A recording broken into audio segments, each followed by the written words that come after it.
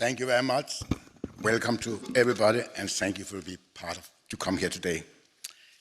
It's right, my name is Max. I'm the first generation Danish. My father was a German Jew.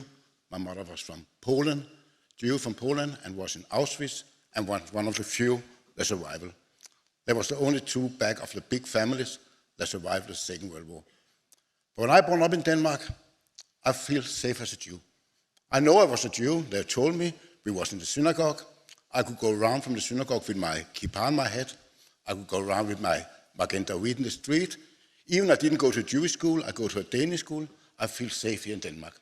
We have heard about how Denmark have saved the Jews before in the Second World War, and I feel pretty safe. Today is not the same. Today, I'm afraid I cannot go with kippah in the street. I cannot go with my staff David. When I go and make speak around Denmark, many times I have to have police to protect me. In my home, I have secret address. I don't have hidden telephone number. I get from the police, I get an alarm that I can call them every second, so I'm always wearing me. This is the life of Danish Jews today. In Denmark, they say we are about 6,000-7,000 Jews. In the Jewish community, we are only 1,700 people. Most of them is over 60 years old. So it's really going down. We just sing the song, Go Back. I just made last year Aliyah, so now I have an Israeli passport too. Thank you. I've done it to show my kids and my 4 grandchildren that I really don't believe that there will be a future for Jews in Denmark. Sorry to say. But I still try to do something, and this is what I want to tell you a little about today. I try to take young Danish politicians with me to Israel. As a Danish Zionist Federation, we are a small organization. Of course, we are not many Jews, so we don't have a lot of money. Everybody works without salary. So we keep the money we get from the membership. And every time we have enough money, I take a group of 12 young people that is coming politicians with me to Israel. I can see the first group I'm saying. I do it because I see it's the only way that I can believe that there will be a future for Jews and the support of Israel in Denmark in the future. I see today the first trip we make in 2019, so it's only 5 years ago we started with that, and we make like 1-2 trip every year when we have the money. And I can see some of them I've taken last first time, they already sit in the parliament today, many sit in the city halls, many sit in the kommuner around in Denmark. So in this way I can see the success. I want to make you a short trip with me, together with the young people, how we make 8 days. How I can change 12 young people every time that really don't know anything about Israel before they go. They're not Jewish, they're Christian. They don't know anything about Israel without what they hear in the media here in Denmark, and this is normal, very negative. So I see how I can change them from Sunday morning when we take the flight to Israel, to Tel Aviv, till we come back 1 week after. When we go to the airport, I always have meet them before, normally go to the Israel embassy and have a meeting with them and explain them that Israel is a divided city. There's many problems there, but you have to listen to your own way. You have to see Israel like your own way. You have to see it. I don't make like we call a Hasbara trip. I make a trip that they show Israel the way Israel is, good and bad and everything. So the first thing we do, we go to the Paris Peace Center in Jaffa. I show them there how Israel is make innovation. It's an amazing thing Israel has made for high-tech, for medicine, for culture, for everything they make high-tech. Not only for the Israeli people, not only for the Jewish people, from the entire world, they help with all the things they've done. After we meet NGO Monitor, I don't know if you know this place, but this shows the young Danish politicians how Danish money we get from the government go to, not to support the Palestine, which was the meaning of that, to support democracy in Palestine, in West Bank and in Gaza, but it go to terror. That money we have sent from Denmark, my tax money, have go to make bad things to kill Jews and to learn, like we heard before, children how to kill Jews. In the evening, the first night, we always go to Jaffa. I don't know how many of you have been in Israel. We eat in an Arabic restaurant. I don't tell them it's an Arabic restaurant. We sit and eat, and when they get the food and they look around, I tell them, listen, now we're sitting 5 minutes from Tel Aviv, 5 minutes from our hotel. We sit in the middle of Israel. This owner of this restaurant, he's not Jewish. These people that work here is not Jewish. The people that make the food is not Jewish. But in the restaurant, there's a Jewish family, Christian, tourist, and Jewish and an Arabic family. So after this evening, nobody talk about that Israel is apartheid more. We finished to talk about that. Let's see Israel like I see it. The day after, the second day, we always go to meet, of course, the Danish embassy and hear about why Denmark have chosen to have an innovation center in Tel Aviv. We have only 7 innovation centers in the world, Denmark. The one of them is, of course, Silicon Valley. One of them in Shanghai, Seoul, all the big city. And then they've chosen Tel Aviv. Why? The young people don't understand when they meet them that Tel Aviv or Israel is a growing place. It's a good place to learn about innovation. It's not to go only to Berlin and London and New York. They have the best place in Tel Aviv. After that, we meet the Histadrut, the Israeli trade union. I'm an old trade union man. I was the chief of trade union in Denmark in many years, and I have good connection with Histadrut. They learn about Histadrut, how they help not only the Palestinians that work in Israel. They help, of course, all the people that come from foreign countries to work in Israel. They learn about that the salary of the people that come to work in Israel is exactly the same as the Israeli worker. The people that work in building is the same, even you come from West Bank, you come from Gaza, you come from India, or you come from Israel. But the most important this day, that we go to a building place in Tel Aviv, some place we find where there is only Palestinian workers that come from the West Bank. People that come every morning from Ramallah, I don't know from where, come into Israel to work all the day and go back in the evening. We meet them, and I put all the Israeli guides out. I have one Arabic translator that help me, and then we talk with them. The young people can ask them everything. We don't have some Israel that walk and look what we ask them, what they say, so we sit alone with them. An amazing thing that every year, every time, we never hear anything else that good. They tell that the salary in Israel is 3 times higher, the security of the work is 3 times better, and everything is good. And the most important of this day is when the young people ask them, listen, in Denmark they write that you have to stand maybe 5, 6, 7 hours to come into Israel in the morning, and it's very difficult because you have all this security. Then every time one of these people that come from West Bank say to the young people, listen, this problem is only when one of our brothers have made something terror in Israel. Normal day, when it's quiet, we just go inside 5 minutes and we go back again, no problem.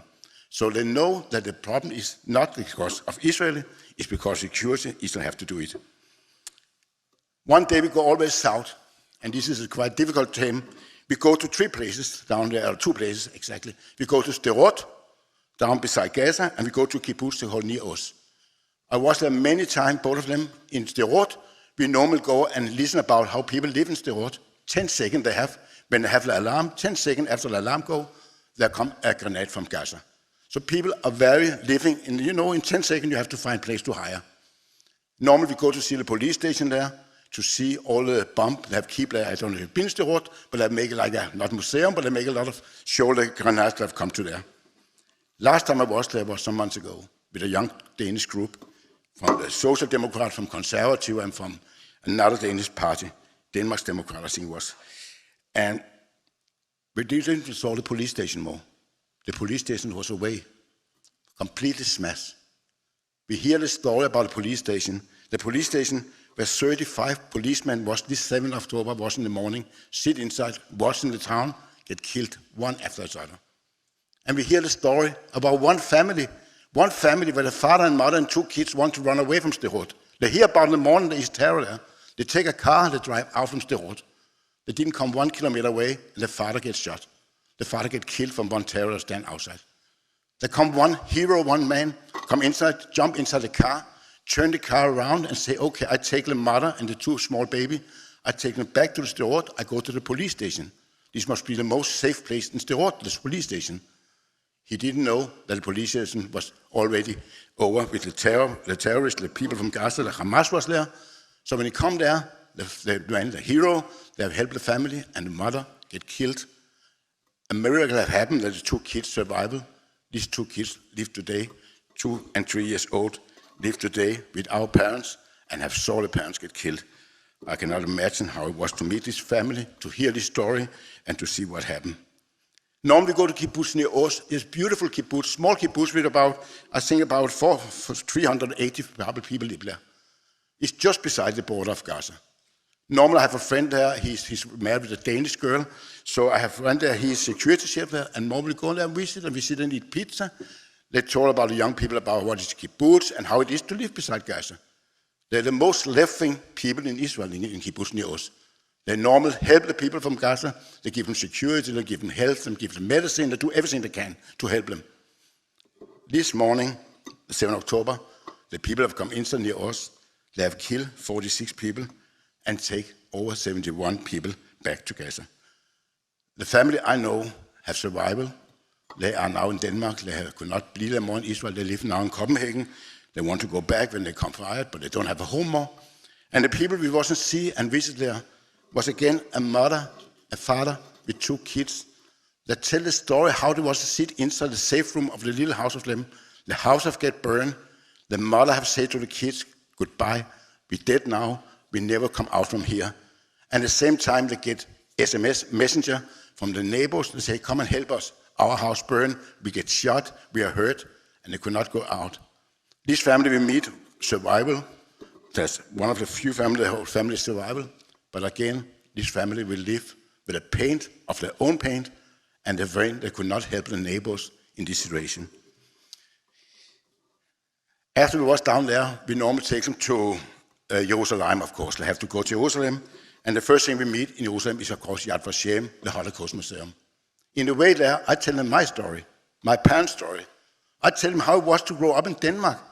When I get Brit Milah, I don't know how to call it in English, circumstance, when I got that, there was nobody that could hold me.